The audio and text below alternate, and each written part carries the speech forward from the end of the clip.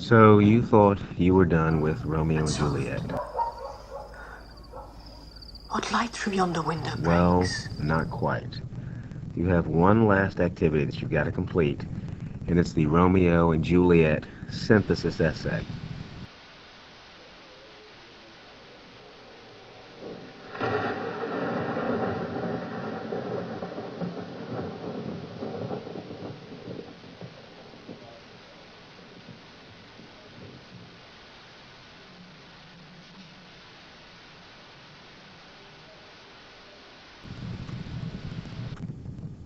Here are the directions for the essay.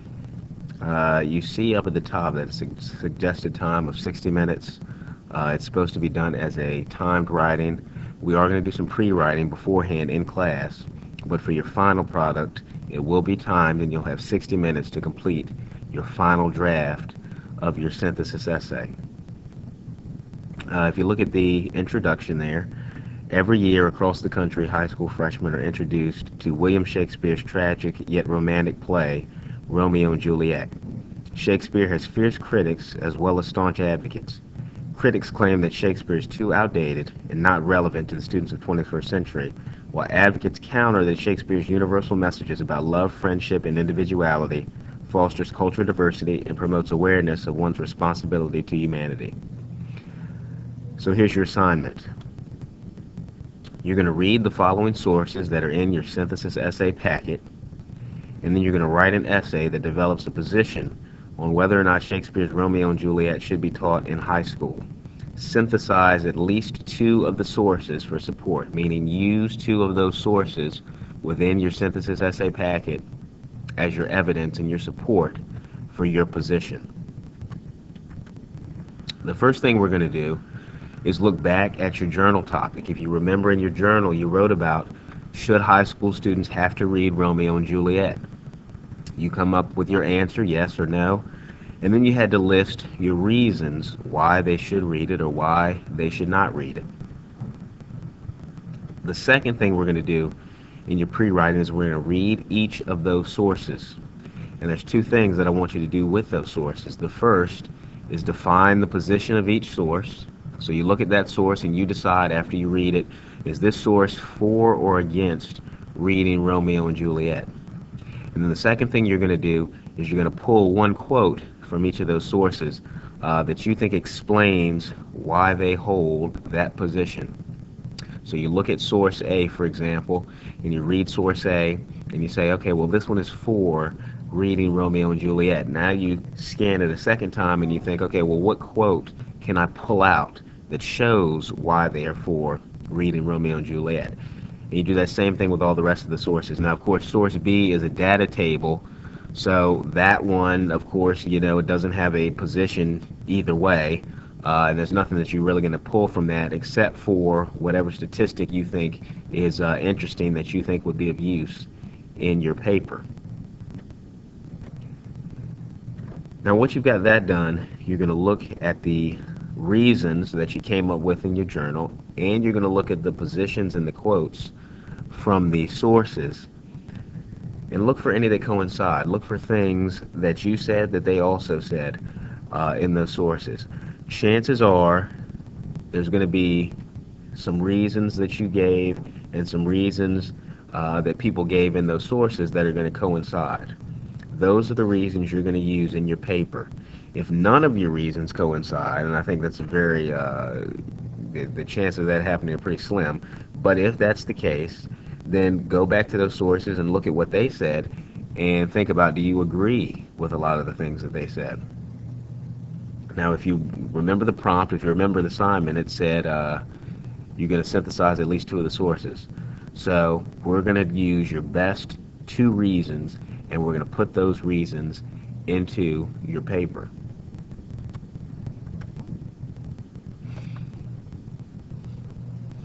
So now that we've got the reasons and now that we've got the position, we can come up with your thesis statements.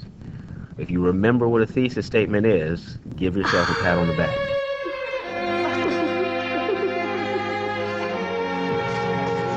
This is something we've talked about again and again and again as we write, But just as a reminder, it's that main idea of an essay, report, or research paper written as a single declarative sentence. So basically, it's everything your paper is about in one sentence. So for this particular paper, it's going to be your position, whether Romeo and Juliet should be taught or whether it should not be taught, and it's going to be your two reasons, your two best reasons that you came up with. Once you put all of that together and you've got your thesis statement, you can look at your outline. And the way that it's going to look, based on what we've come up with so far, is pretty much like this. You've got your introduction, which is always your first paragraph, of course. You've got two reasons, so that's going to give you your two body paragraphs. And the third body paragraph is something new that we're going to work on for this particular paper, and it's called the counterclaim. Because this is a persuasive essay, we need to put a counterclaim in there, and we'll talk more in detail about that when we get to it. And then, of course, your last paragraph is going to be your conclusion. So for this particular paper, you've got 5 paragraphs. And the question kind of dictates, remember it said synthesize 2 sources, so that leads me to think that you're going to use 2 reasons, and then we're going to put in the counterclaim. So that, and of course we always have the introduction and conclusion, so that adds up to 5 paragraphs. Now for your introduction, you've already got your thesis statement. Romeo and Juliet needs or needs not be taught in high school because reason 1 and reason 2. Now yours doesn't, of course, have to be exactly like that, but somewhere, something along those lines. Now remember, that thesis statement that you've already come up with, that's going to be the last sentence in your introduction. A lot of people want to put it as their first sentence, but it's the last sentence in your introduction. So that begs the question, well, what are we going to do for the first 4? You just got to remember, as we've gone over, again and again as we've written papers, this is an introduction. So you're introducing the text, whatever text it is that you're talking about, to the reader of your paper. So just pretend that your friend, they just got a copy of Romeo and Juliet. Introduce them to the book.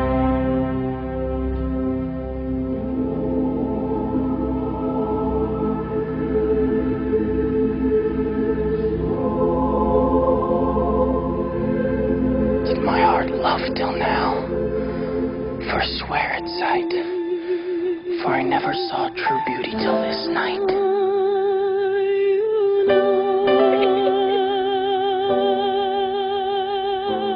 What are the things that you're going to tell them about them, or about the book rather? Romeo and Juliet is about a love story about these 2 kids who, da da da da, so forth and so on.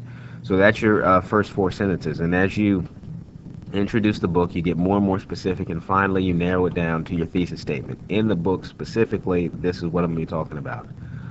That last sentence, Romeo and Juliet needs or needs not be taught in high school because of reason number 1 and reason number 2. Then we come to your body paragraph, and the body paragraphs really are all the same. We use AEC format as what we've been using all year. That stands for assertion, evidence, and commentary. Now think to yourself, before I continue this slide, what does assertion, evidence, and commentary mean? If you remember, again, pat yourself on the back.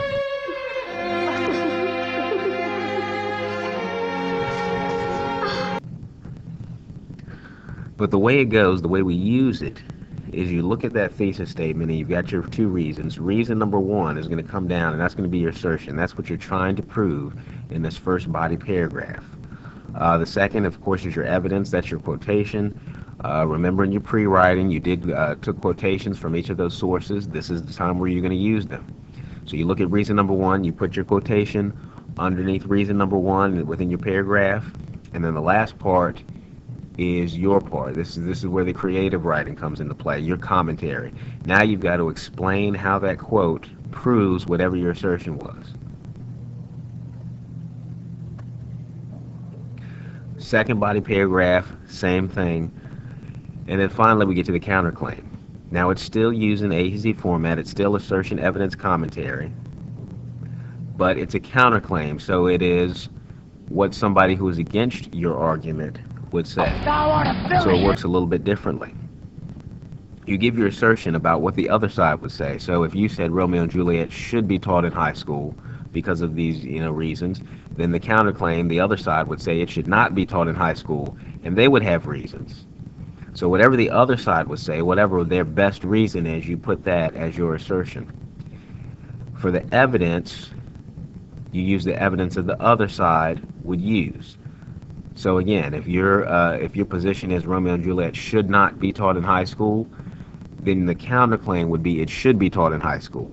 And then you go back again through your pre-writing. What evidence would they use of why it should be taught in high school? You put down that evidence. And then the commentary. Now this is what can make an incredibly persuasive essay, because in your commentary you explain why they are wrong and why your position is the correct position.